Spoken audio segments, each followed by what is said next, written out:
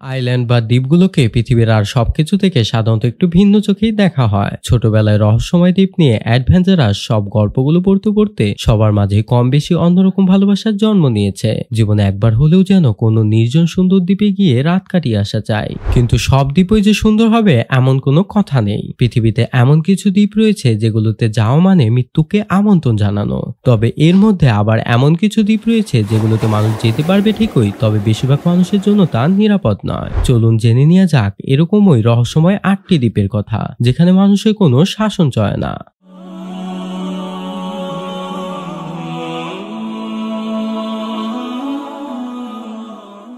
Rabbit island বা খরগোশদের দ্বীপ। জাপানে এমন একটি আইল্যান্ড রয়েছে যা পৃথিবীর মধ্যে সবচেয়ে অদ্ভুত আইল্যান্ড। লাখ লাখ খরগোশ রাজত্ব করে এই আইল্যান্ডে। পূর্ব সাগরের পাশে অবস্থিত এই দ্বীপে বছরে অনেক পর্যটক বেড়াতে যায় এবং এইসব খরগোশদের সাথে আনন্দ করে।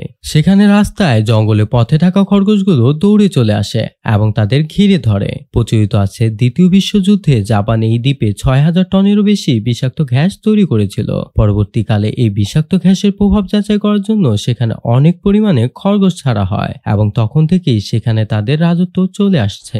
ক্যাট আইল্যান্ড বা বিড়ালের দ্বীপ। এই আইল্যান্ডটি জাপানের মিয়াগি শহরে অবস্থিত, যার আসল নাম হিরোশিমা আইল্যান্ড। এখানে বিড়ালের সংখ্যা মানুষের তুলনায় কয়েক গুণ বেশি, তাই একে বিড়ালের দ্বীপ বলা হয়। এই বিড়ালদের জাপানের মধ্যযুগে আনা হয় এবং তখন থেকে এখানে মানুষের বসতি কমতে থাকায় বিড়ালরাই এই জায়গাতে রাজত্ব করে নিয়েছে। ক্র্যাফট আইল্যান্ড বা কাঁকড়া দ্বীপ। ভারত মহাসাগরে অবস্থিত রহস্যময় দ্বীপ ক্রিসমাস আইল্যান্ড। এই দ্বীপে সকল জায়গায় আপনার নজরে পড়বে হাজার হাজার রঙের কাঁকড়া, আর লাল রঙের কাঁকড়ার জন্যই এখানকার রাস্তাঘাট সর্বদা লাল হয়ে থাকে। এই দ্বীপের রেস্তোরাঁ, রাস্তা, হোটেল সব জায়গায় আপনি এই লাল কাঁকড়াদের দেখতে পাবেন। সারা বছরই এখানে অনেক পরিমাণ কাঁকড়া দেখা যায়, তবে অনুমান করা যায় যে শীতের একটি বিশেষ সময় এই দ্বীপে 12 কোটিরও বেশি কাঁকড়া দেখা যায়। আসলে এই সময় কাঁকড়াগুলো প্রজনন কার্য করার জন্য দ্বীপের এক প্রান্ত থেকে অন্য প্রান্তে ভারত মহাসাগরের দিকে যাতায়াত করে, আর এই সময়ই এই দ্বীপের বেশিরভাগ রাস্তায় গাড়ি চলাচল বন্ধ করে দেয়া হয়।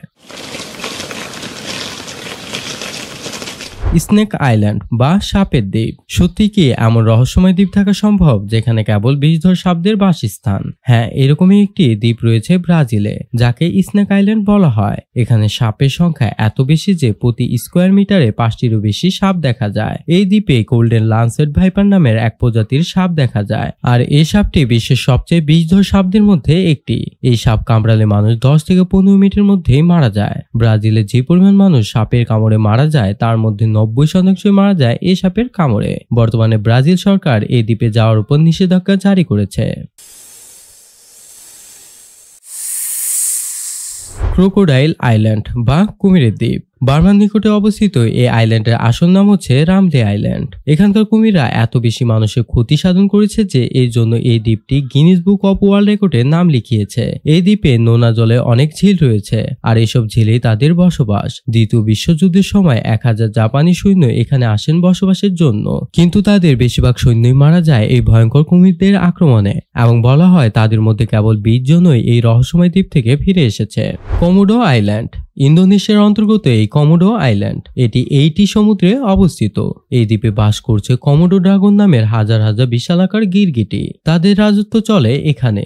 প্রথম বিশ্বযুদ্ধের সময় একটি বিমান হামলার কবলে পড়ে এই দ্বীপের নিকটে এসে ভেঙে পড়ে। বিমানের পাইলট সাঁতরে এই দ্বীপে পৌঁছান। তিনি লক্ষ্য করেন যে এই দ্বীপে হাজার হাজার বিশাল আকারের কোমোডো ড্রাগন রয়েছে, যা তাকে অবাক করেছিল।